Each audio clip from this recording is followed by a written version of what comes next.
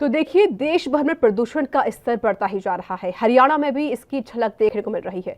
लगातार बढ़ते प्रदूषण से जहां एक और देश का युवा परेशान है, तो वहीं दूसरी तरफ बुजुर्गों पर भी इसका खासा असर देखा जा रहा है। इसी मुद्दे पर हमारे संवाददाता ने कृषि विभाग की अतिरिक्त मुख्य सचिव सुमिता मिश्रा से खास बातचीत की। वायु प्रदूषण या फिर कहें स्मोग इन दिनों में चर्चा में है। चर्चा ही नहीं है, सबसे बड़ा चिंता का विषय बना है। देश की राजधानी के साथ साथ हरियाणा, आधा हरियाणा कहें या फिर एनसीआर के बड़े ज़िले कहें कि उनमें भी ये पूरी तरह से लोगों को परेशान किए हुए है। हमारे साथ इस समय मौजूद है प्रदेश की स्टेट पोल्यूशन कंट्रोल बोर्ड की चेयरमैन और कृषि विभाग की अतिरिक्त मुख्य सचिव डॉक्टर स्मिता मिश्रा। उनसे हम जानेंगे कि क्या उपाय जो हैं इससे मुक्ति के लिए किए जा रहे हैं। नमस्कार मैम। मैम ये बताएं कि इन दिनों में, क्योंकि हर साल ऐसा कई सालों से हो रहा है, स्मोक जो है फिर ज़्यादा एक बड़ा विषय बना है। इससे जो ख़त्म करने के लिए, इसके प्रभाव को समाप्त करने के लिए क्या क्या कदम उठाए जा रहे हैं? देखिए, सबसे पहले तो ये सुप्रीम कोर्ट ने भी कहा है कि हमें पूरे साल भर में इसको देखना है, ना केवल जब ये एकदम से एक आपदा की स्थिति में पहुंच जाती है, क्राइसिस बन जाती है। और पूरे साल में देखने का मतलब है कि हम क्लीन फ्यूल पे शिफ्ट करें, क्लीन एनर्जी पे जाएं और क्लीन या ग्रीन लाइफस्टाइल पे जाएं। हम इन तीन अगर बड़ी चीज़ें देखी जाए तो जैसे वेदर इट इज़ कि पुरानी गाड़ियां या डीजल व्हीकल्स या ट्रैफिक मैनेजमेंट या मैस रैपिड ट्रांसपोर्ट सिस्टम्स, इन सबको अपनाने की ज़रूरत है। हमारे जो पावर प्लांट्स हैं उन्हें क्लीन कोल पे शिफ्ट करने की ज़रूरत है। और मुझे खुशी है कि अब इन सभी चीज़ों को एक कॉम्प्रिहेंसिव होलिस्टिक ढंग से देखा जा रहा है, जो मौके की ज़रूरत है।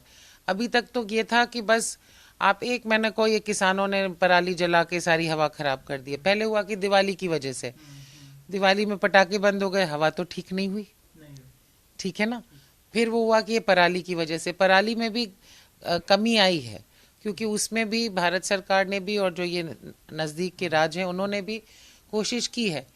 और देखिए, जहाँ कहीं भी बिहेवियर चेंज इन्वॉल्व है तो वो केवल किसी चीज़ को बैन करने से नहीं बदलने वाला है।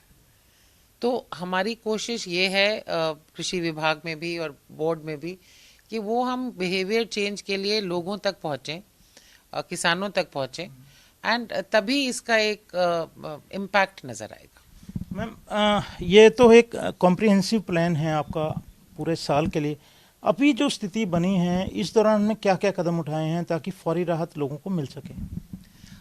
जहाँ तक कृषि की बात है, मैं पहले वो बता दूं कि हम पराली को लेकर बहुत गंभीरता से हमने पिछले 3 महीने पहले एक बहुत व्यापक एक्शन प्लान बना के भारत सरकार से अप्रूव करवा के, और उसमें हम लगभग इस साल टोटल मिला के करीब 250 करोड़ रुपया खर्च किया है हमने।